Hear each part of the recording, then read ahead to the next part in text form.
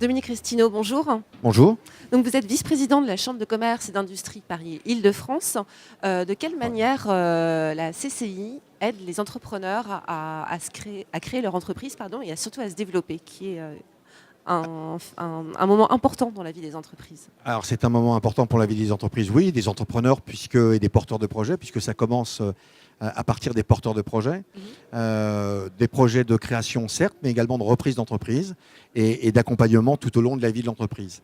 Alors vous mentionniez la Chambre de commerce de Paris, région Île-de-France, oui, parce que depuis quelques mois désormais, les forces de la région autour des chambres de commerce se sont renforcées pour avoir une grande chambre de région.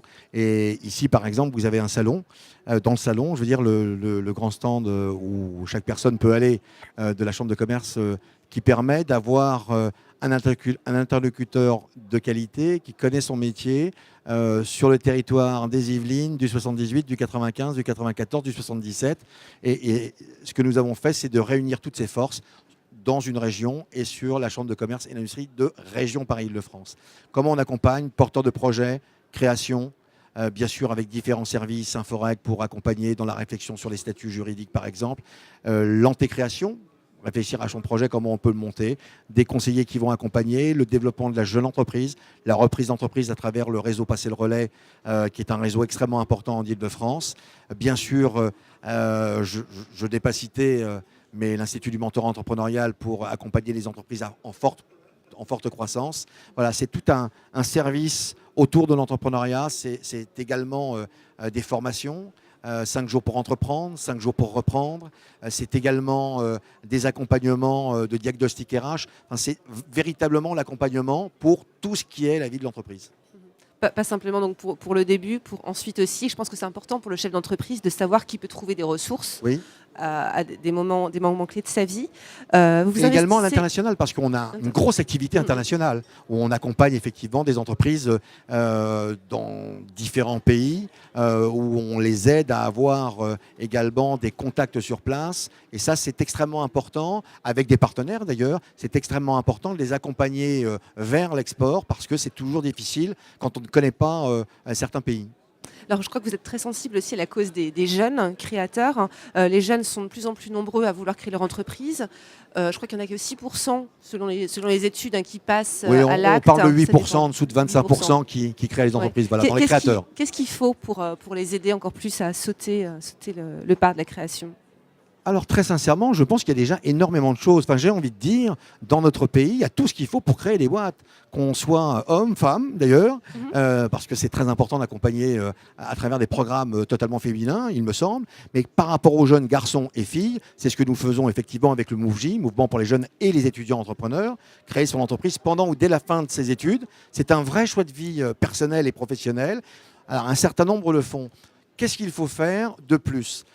Je crois qu'il faut faire en sorte que leur démontrer que c'est possible, qu'ils sont accompagnés s'il y a véritablement besoin pour qu'ils soient accompagnés, et ils le sont parce qu'il y a énormément d'écosystèmes qui est là pour le faire, de la sensibilisation avec certaines associations, de l'accompagnement à travers ce que j'aime toujours dire, des vraies fausses entreprises à travers les mini-entreprises dans les écoles, et ensuite de les accompagner quand ils sont à la sortie d'école ou même pendant leurs études, à travers notamment des programmes comme le MoveJ. Ce qu'il faut, c'est travailler avec la chaîne d'accompagnement. Ils ont besoin de cohérence et ils ont besoin de savoir que les organismes que nous sommes, que ce soit les chambres de commerce, que ce soit les associations, tous ensemble, avec d'autres organismes d'État par exemple, on puisse leur montrer qu'il y a une chaîne d'accompagnement. C'est ça qui est important, et qu'au moment à différents moments, ils puissent savoir qu'ils peuvent compter sur telle ou telle organisation en fonction du projet où ils se trouvent et dans lequel ils se trouvent. Alors vous citiez tout à l'heure les organismes d'État, c'est quelque chose que vous connaissez bien, puisque Fleur Pellerin vous a confié une mission qui porte votre nom, mission Restineau, sur l'Agence pour la création d'entreprises, pour en définir un petit peu les contours, l'avenir. Est-ce que vous pouvez nous en dire quelques mots ? Alors, je ne peux pas vous en dire beaucoup pour l'instant. Ce que je peux vous dire, c'est que la mission, le rapport qui est sorti de cette mission, je l'ai remis à la ministre. Ça, c'est fait. Ce que je peux dire, c'est qu'à travers plus de 60 auditions, 200 heures d'entretien, je crois, de l'écosystème autour de l'entrepreneuriat pendant 2 mois et demi, 3 mois, il y a une conviction forte que j'ai, c'est que c'est une agence absolument remarquable.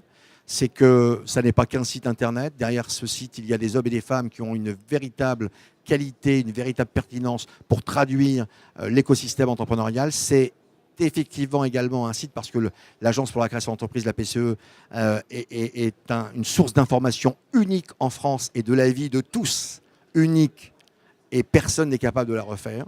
Donc on en a besoin. Le nombre d'appels que j'ai eu de gens, et même dans les organisations extrêmement importantes, qui m'ont dit on a besoin de cette agence, on l'utilise presque tous les jours. Vous savez, c'est entre 9 et 11 millions de visiteurs uniques par an. Si c'était, aujourd'hui, jusqu'à présent, c'était un opérateur de l'État. Si c'était un site du gouvernement, ça serait le 10e site du gouvernement avant le ministère de la Défense. Vous vous rendez compte ? Voilà. Donc, est-ce que c'est utile ? Oui, parce qu'il n'y a pas 9 ou 10 ou 11 millions de personnes qui y vont pendant l'année pour savoir si c'est utile ou pas utile. Il y a des missions, bien sûr, d'information. Il y a une mission avec un marché professionnel à l'intérieur ou de formation, d'accompagnement, des réseaux d'accompagnement. Il y a le comité Synergie Réseau, le comité Synergie Territoire à travers l'ensemble du territoire français, notamment qui flèche vers les régions. Donc c'est un véritable écosystème. Est-ce qu'il y a des choses à améliorer ? Certainement. Le site même est à améliorer. C'est un site qui a 7 ans, qui a une base extraordinaire. Je pense qu'on peut encore améliorer. Et de l'avis même de la PCE, il faut l'améliorer. Il y a énormément de choses, donc je ne peux pas vous en dire plus, si ce n'est que cette agence est une agence fondamentale et extrêmement utile pour le pays, pas pour elle-même, pas pour les salariés. Voilà. J'ai envie de dire, c'est une petite agence qui a un champ de rayonnement extraordinaire. Affaire à suivre donc. Affaire à suivre. Merci beaucoup Dominique. Merci à vous.